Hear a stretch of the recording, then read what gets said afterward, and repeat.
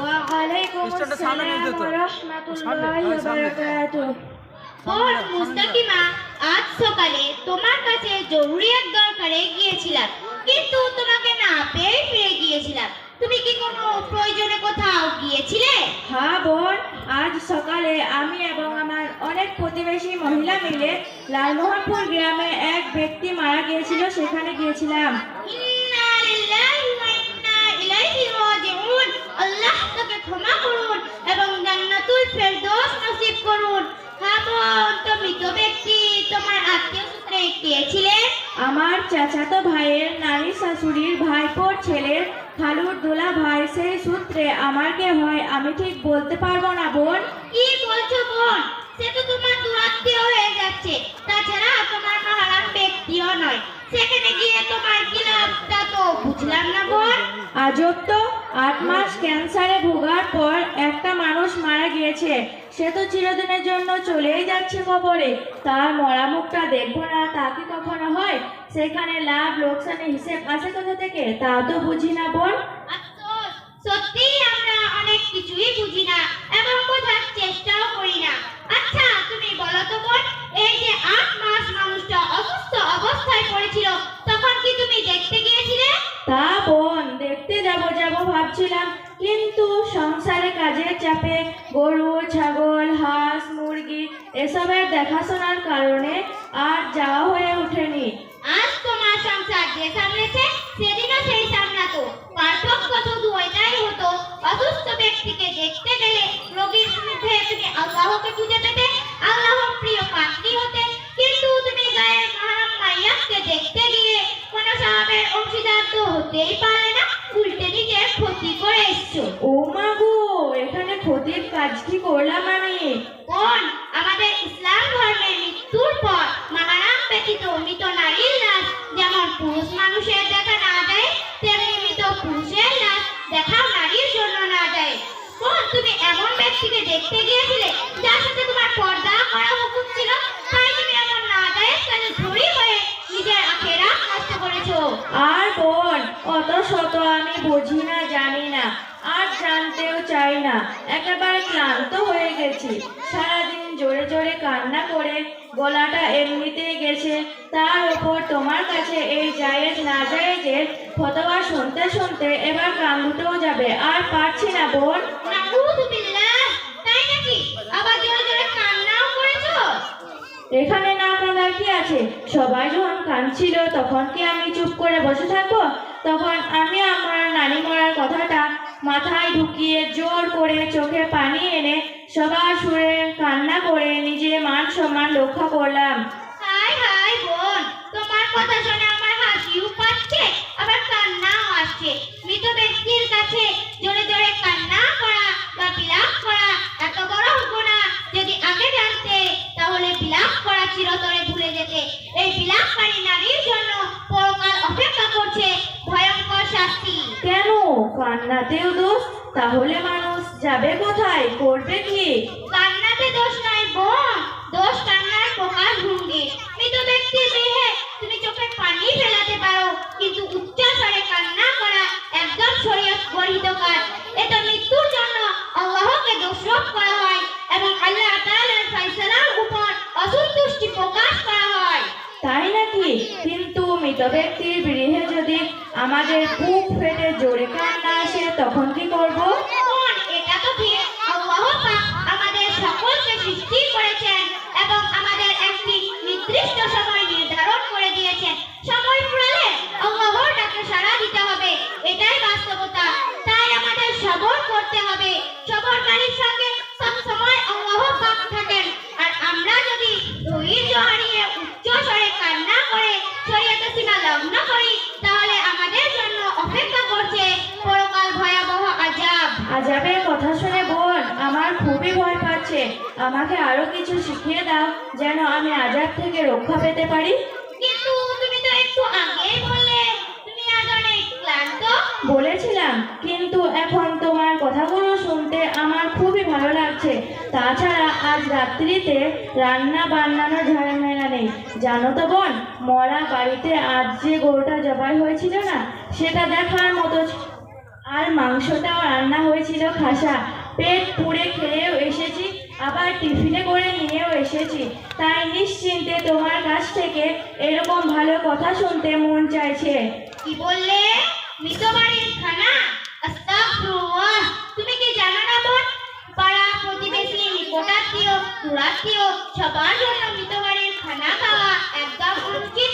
এতে অন্তর কঠোর হয়ে যায়, অন্তরে দুষ্টু প্রভাব পড়ে। আমাদের সকলকে সর্ব অবস্থায় এই মৃত বাড়ির খানা খাওয়া থেকে বেঁচে থাকা কর্তব্য।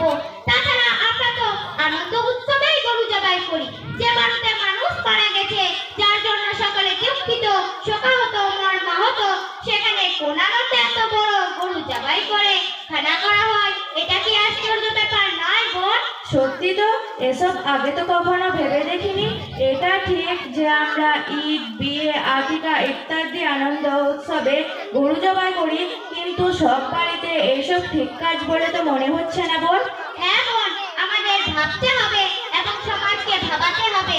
আমাদের জানতে হবে এবং সমাজকে জানাতে হবে। আমাদের উচিত মহিলাদের মৃত বাড়িতে বেশি ভিড় না জমিয়ে পুরুষদের জানাজার মাঠে ভিড় জমানো। আমাদের উচিত মহিলাদের মৃত বাড়িতে সুরে সুর মিলিয়ে উচ্চ স্বরে কান্না না করে মৃত ব্যক্তির পরিবারকে সান্ত্বনা দেওয়া। আমাদের উচিত মহিলাদের মৃত বাড়ি যাওয়া আগ্রহ কমিয়ে মৃত ব্যক্তির নামে কোরআন, কালিমা, দরুদ ও নফল নামাজ এবং রোজা, দান, সৎকার ব্যাপারে সচেতন হওয়া। আমাদের উচিত গরু কেনার পরিবর্তে ওই টাকা মসজিদ, মাদ্রাসা ও গরিব মিসকিনদেরকে দান করে দেওয়া, যাতে মৃত ব্যক্তি কবরে শান্তি পায়। তোমাকে কি বলে যে ধন্যবাদ জানাবো বোন। আজ আমি অনেক কিছু জানলাম। আমি আগামীতে ইনশাআল্লাহ এই কাজ থেকে বিরত থাকব এবং আমার প্রতিবেশী মহিলাদেরকেও শরীয়তের বিধান জানিয়ে দেব। আল্লাহ আমাদের সকলকে তার এবং তার রসুলের বিধিনিষেধ পালন করার তৌফিক দান করুন। আমিন। আসসালামু আলাইকুম ওয়া রাহমাতুল্লাহি ওয়া বারাকাতুহু। ওয়ালাইকুম আসসালাম ওয়া রাহমাতুল্লাহি ওয়া বারাকাতুহু। একটা বাস্তব চিত্র নিয়ে বাচ্চারা মোকাবেলা করেছে। আমাদের সমাজে যে রোগের প্রবণতা অনেক বেশি, মাইয়াত বাড়িতে মহিলাদের বেশি যাওয়া, কেউ হয় না। পাড়া প্রতিবেশীর কোনো এক সূত্র ধরে সে সবার সাথে সাথ দিয়ে যাচ্ছে, কিন্তু তার সেখানে যাওয়ার কোনো প্রয়োজনই নেই। যাওয়ার পরে সেখানে গিয়ে কি হয় সেটাও তো বাচ্চারা বলে গেল। তাদের সুরে সুর মিলিয়ে কান্নাকাটি করা, তারপরে আবার কি করে ওই বিয়ে বাড়ির মতো করে চেয়ার টেবিল লাগিয়ে গরু, মাছ, মাংস দিয়ে আবার খানা খাওয়ার বন্দোবস্ত থাকে। এটা একটা লজ্জাকর বিষয়। যে যাই ভাবে নেন, নিতে পারেন, কিন্তু ভাববেন সুখ আর দুঃখ দুটো আলাদা জিনিস। আনন্দের বিষয় অবশ্যই সেখানে আনন্দ হবে, কিন্তু দুঃখের জায়গাতে আপনি কিভাবে আনন্দ করতে পারেন? আপনার যদি কেউ হয়েই থাকে, সেদিন আপনার গলাতে ভাত যাবে না। আর এত দূর আপনি যদি হক আদায় করতে যান, যে মুসলমান হিসেবে জানাজা পড়ার হক আছে, আপনি তত দূর যান যত দূরে গিয়ে আবার জানাজা করে ফিরে খানা খেতে পারবেন, অন্যথায় বাড়িতে খানা খেয়ে জানাজা পড়তে পারবেন। এটা পুরুষদের জন্য, কিন্তু মহিলাদের নিকটাত্মীয় ছাড়া কোনোভাবেই বৈধ নয়। সে কেউ রাগ করবে চাই না করুক, আপনি পাড়া প্রতিবেশীকে খুশি করতে কি আপনার আল্লাহ যে রেগে যাচ্ছেন, এটা কোনোদিন ভেবেছেন? আপনার আল্লাহকে নারাজ করে প্রতিবেশীকে খুশি করে কি হবে? সেই জন্য মা বোনরা অবশ্যই বিষয়টাকে নিয়ে একটু ভাববো এবং এটাকে দায়িত্ব নিয়ে আপনারা একটু রাস্তা বার করুন কিভাবে বন্ধ করা যায়। আর মাইয়াতকে কেন্দ্র করে এইভাবে খানা পিনার আয়োজন করা, এটাতে খুব লজ্জাকর বিষয়। যারা আসবে এমন কিছু জায়গাতে ব্যবস্থা থাকবে, ও মাইকে এলান করার দরকার নেই। ওই লালমোহনপুর থেকে, কুইঠা থেকে এসে শাহপুরে এসে খানা খাওয়ার দরকার পড়বে না। শাহপুর থেকে কুইঠাতে গিয়ে ভাত খাওয়ার দরকার পড়বে না। আমরা নামতে নামতে এতটাই নিচে নেমেছি, আসরের পরেও খানার এলান, মাগরিবের পরেও খানার এলান, সকাল 10টায় জানাজা হলে তখনও খানার এলান। এমনকি রমজান মাসে জহরের পরে খানার এলান। আমার সামনে একটা ঘটনা ঘটে গেছে, আমি থাকতে না পেরে বলতেও ছাড়িনি। যাই হোক, এগুলো কিন্তু একটা লজ্জার সীমা অতিক্রম করলে এরকমই হয়। তাই নবী বলেন, ইদা আলাম তাস্তাইফাসনা মা শিখতা, যখন তার হায়া চলে যায় তার সামনে বাধা বিপত্তি বলে কোনো আর কিছু থাকে না। সেই জন্য আমরা এগুলো নিয়ে একটু সমাজে এমনভাবে চলবো, থাকবো, অন্য জাতিরা দেখে যেন কিছু শিখতে পারে। আমাদের আলহামদুলিল্লাহ ইসলাম যেটা শিখিয়েছে এটাকে কেউ ফেলতে পারবে না, কেউ কাটতে পারবে না। তারপর আমরা নিজের মতো করে কিছু সুবিধা করে নিতে গিয়ে এমন কিছু ভুল প্রথা চালু করে দিয়েছি যেগুলো অপরের জন্য ধিক্কারজনক। তা আসুন সেই বিষয়কে নিয়ে একটা সুন্দর মোকালামা করেছে, খাস করে মা বোনদেরকে নিয়ে। তো মা বোনরা অবশ্যই